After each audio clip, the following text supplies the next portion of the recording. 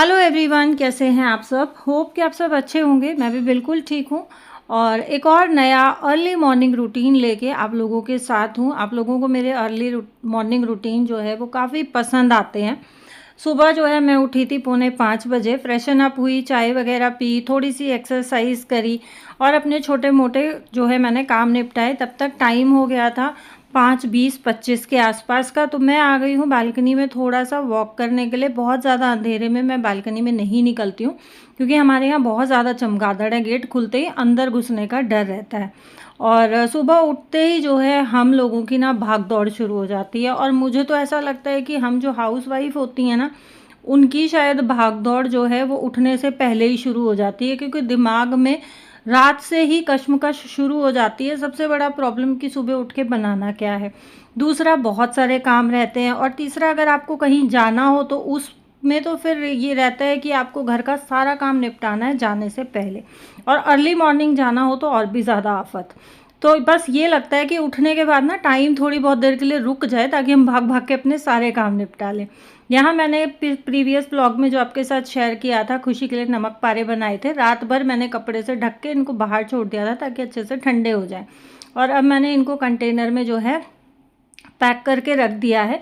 और इस बार हमारे चौधरी साहब की 2-3 पैंटें ऐसी आ गई हैं जिनका ना कलर जाता है, सो उनको मुझे ना अलग अलग धोना पड़ता है। सुबह उठते ही जो है मैंने ये धुलने पे डाल दी थी। एक जीन्स को जो है मैं 15 मिनट की साइकिल पे धोती हूँ, तो एक धुल गई थी और ये दूसरी वाली है। यहाँ जो है मैं कपड़े भी इकट्ठे कर रही थी मशीन लगाने के लिए, बट आज मुझे कहीं जाना है।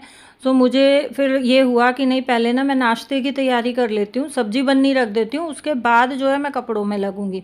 क्योंकि निकलने की कोशिश थी 7-7:15 बजे तक।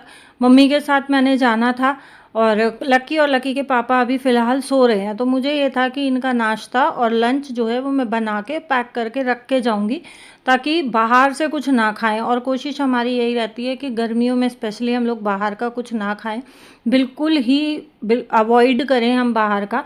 तो इस वजह से जो है, और मेरा ये रहता भी है, मैं कहीं भी जाती हूँ ना, चाहे हम लोग मेहंदीपुर बालाजी भी जाते हैं तो हम लोग निकलते हैं सुबह 4:30-4:45 बजे, तब भी मैं बच्चों के लिए नाश्ता बना के जाती थी कि बच्चे उठेंगे तो उठ के अपना नाश्ता खा लेंगे। सुबह सुबह एटलीस्ट खाली पेट बाहर का ना खाना पड़े। और नाश्ते में आज मैं बना रही हूँ प्याज की सब्ज़ी।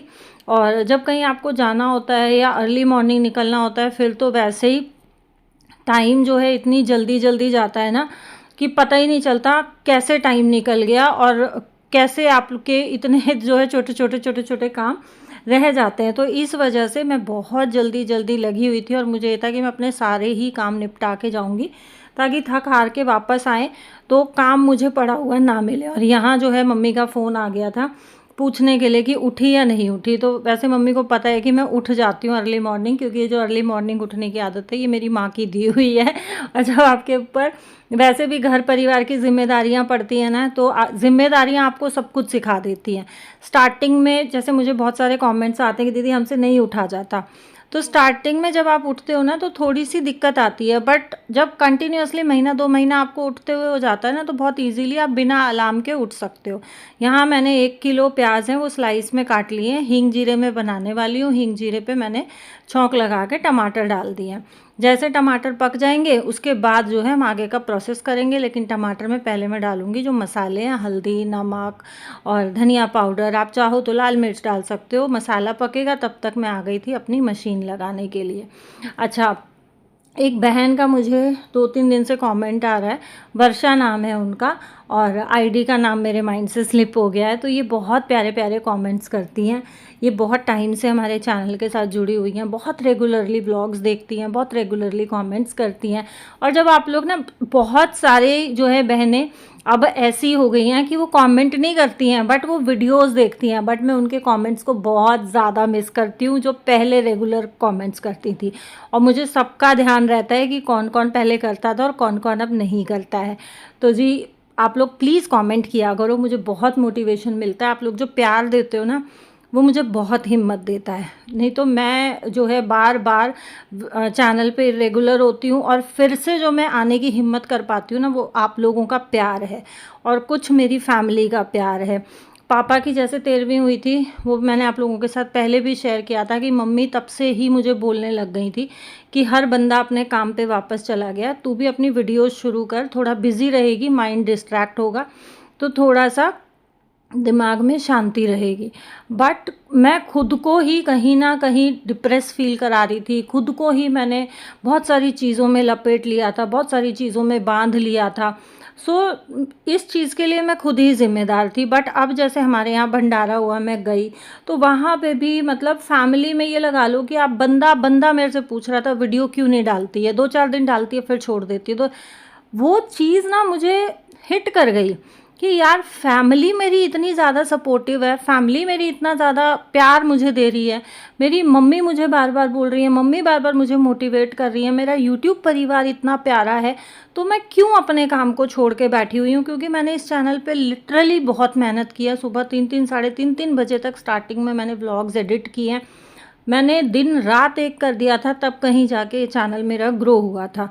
और अभी जो इसकी ग्रोथ रुकी हुई है उसके लिए मैं खुद ही ज़िम्मेदार हूँ, क्योंकि बहुत ज़्यादा मैं इरेगुलर हो गई हूँ।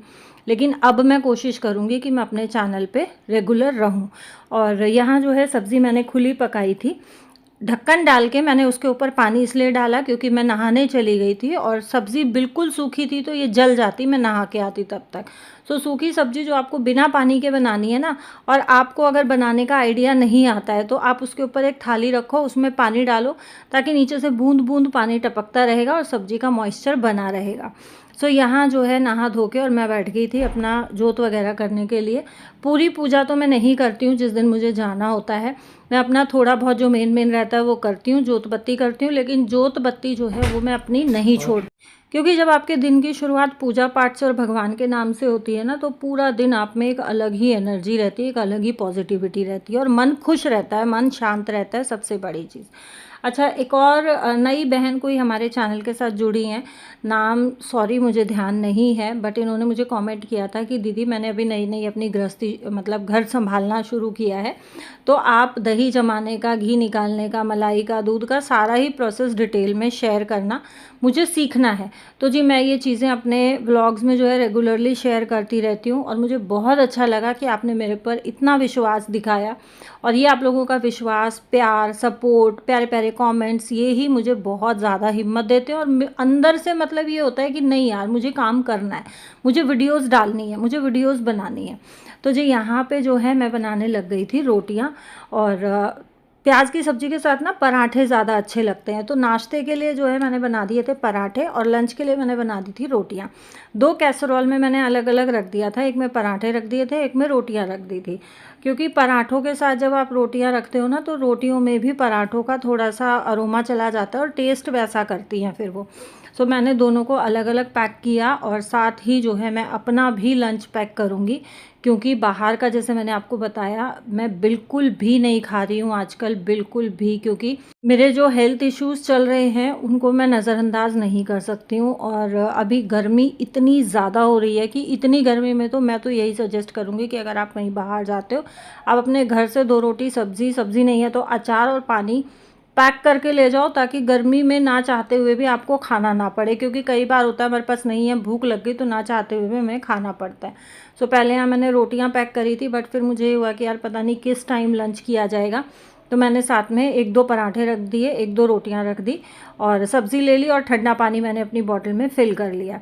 अच्छा, हम लोग जा रहे हैं रोहतक, क्योंकि मेरे मामा जी की बेटी की शादी है 29 की, और हम लोगों ने उसको फर्नीचर और इलेक्ट्रॉनिक्स और थोड़ा सूट वगैरह जो भी शादी का सामान है उसकी शॉपिंग करानी है। क्योंकि उसका कॉल आया था कि दीदी आप आ जाओ, मैं बहुत ज़्यादा कंफ्यूज हो रही हूँ। तो ओपिनियंस अगर बहुत सारे हो जाते हैं ना, तो फिर चीज़ें सेलेक्ट करने में भी थोड़ी सी आसानी हो जाती है। तो यहाँ भाग भाग के मैं बस उसी की तैयारी कर रही हूँ, क्योंकि मम्मी आ गई थी नीचे और मम्मी जो है 7:15 बजे के आसपास पहुँच गई थी नीचे। मुझे भाग भाग के बस निकलना था, क्योंकि हमारी कोशिश ये थी कि 9 बजे तक हम मामा के यहाँ पहुँच जाएं और वहाँ से उनको पिक करके हम 9:30 पौने 10 तक रोहतक पहुँच जाएं, क्योंकि रोहतक से थोड़ा आगे पड़ता है मेरी मम्मी का मायका।